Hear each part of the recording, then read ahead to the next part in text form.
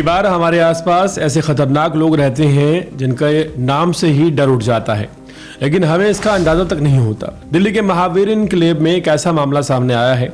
Delhi police ने कमरुल नाम के एक व्यक्ति को गिरफ्तार किया है, जो कि लंबे समय से इलाके में रह रहा था। उसकी फल बेचने की रेहड़ी के कारण स्थानीय लोग उसे अच्छी खासी पहचान हो गई थी। महावीर इनक्लेव के लोग ये नहीं जानते थे कि ये आम सा दिखने वाला शख्स कुख्यात मामू गैंग का सरगना है। वही मामू गैंग जिसकी तलाश कई राज्यों की पुलिस कर रही थी। उसने अपने भेष और मिलनसार रवैये का फायदा उठाकर इलाके में छुपकर रेकी की और वारदातों को अंजाम देने की योजना बनाई, लेकिन क्राइम ब्रांच ने समय रहते उसे हिरासत में ले लिया। दिल्ली के महावीर इनक्लेव की गलियों में फलों की रेहड़ी लगाने वाले एक शख्स को लेकर ऐसा खुलासा हुआ है जिसे सुनकर इलाके के लोग दंग रह गए। Western range second crime branch की टीम ने 7 नवंबर 2025 को कमरुल उर्फ मामू नाम के उस मुखिया को गिरफ्तार किया है, जिसे कर्नाटका और महाराष्ट्र में दर्ज बड़ी बैंक चोरी की कई वारदातों में वांछित पुलिस ने बताया है। पहली नजर में मामू एक साधारण सा फल बेचने वाला दिखता है। बाजारों में ठेला लगाकर फल बेचता, राहगीरों से घुल मिल कर रहता और आसपास के लोगों से मिलजुल कर बोलचाल कर बना कर रखता था। यही रोजमर्रा का भेष उसकी सबसे बड़ी ताकत साबित हुई। पुलिस के मुताबिक 5 नवंबर 2025 को एसआई रवि भूषण को सूचना मिली कि कमरुल महावीर इनक्लेव 3rd में फल बेचने का काम कर रहा है। सूचना पर तुरंत इंस्पेक्टर गौतम मलिक के नेतृत्व में टीम गठित की गई। SI Ravi Bhushan, ASI Jitendra, head constable Bhanwar और महिला कांस्टेबल बिंदु की मौजूदगी में एक सख्त रैकेट लगाया गया और 60 फुटा रोड के पास निगरानी के बाद आरोपी को दबोच लिया गया।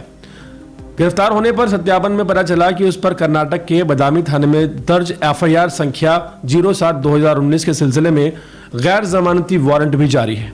जांच में जो खुलासे हुए वो सीधे अंडरवर्ल्ड से जुड़े हुए हैं।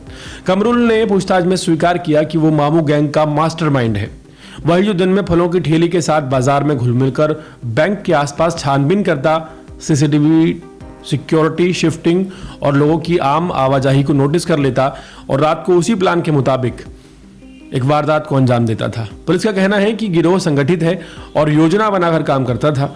भेष बदलना, इलाके में कई दिनों तक रेकी करना, विशेष उपकरणों से ताला तोड़ना और इलेक्ट्रॉनिक साक्ष्यों को नुकसान पहुंचाना और फिर किसी और शहर में चोरी को अंजाम देने के बाद चले जाना ताकि पहचान और पकड़ से बचा जा सके। ये सब मामू गैंग के लिए एक आम सी बात है। कमरुल के परिचित और कुछ स्थानीय लोगों का कहना है कि वो उसे बस एक मिलनसार फल वाले के रूप में जानते हैं। कई लोगों के साथ उसकी अच्छी खासी पहचान थी, पर किसे खबर थी कि वो व्यक्ति कई राज्यों की पुलिस की नजरों में वांछित है। पुलिस ने बताया कि कमरुल पर कर्नाटका और महाराष्ट्र में दर्ज कई संगीन मामलों के अलावा उत्तर प्रदेश में भी एक पुराना आपराधिक केस दर्ज है। जिससे जुड़े जिन मामलों का जिक्र पुलिस ने किया है वे बागलकोट, बादमी और बुल्ढाना चिखली से एक एफआईआर है। साथ ही उत्तर प्रदेश के कदर चौक से भी एक पुराना मामला उनके गुनाहों की जो फाइल है वो दर्शाता है। इससे स्पष्ट होता है कि मामू का नेटवर्क केवल एक शहर तक सीमित नहीं रहा, ये पूरी तरह अंतर्राज्यीय और लंबी दूरी तक फैला हुआ दिखाई दे रहा था। फिलहाल मामू गैंग के सरगना को गिरफ्तार कर लिया गया है और कानूनी कार्रवाई संबंधित जो कि राज्यों को सौंपने की कार्रवाई है की जा रही है। और स्थानीय लोगों के लिए एक चेतावनी है कि ये सिर्फ पुलिस की जिम्मेदारी नहीं है कि पुलिस संदिग्धों की पहचान करे, लोग भी अपनी सतर्कता से पुलिस को ऐसे लोगों के बारे में सूचना दे सकते हैं। एक सूचना के आधार पर जिस तरह महावीर इनक्लेव दिल्ली में, जो कि वेस्ट दिल्ली में है, एक ऐसे कुख्यात आरोपी को पकड़ा गया जो कि भारत के कई राज्यों में फैले मामू गैंग का सदस्य नहीं, मास्टरमाइंड सरगना था। यह सिर्फ जनता की, आप कह सकते हैं, सतर्कता की वजह से हो पाया।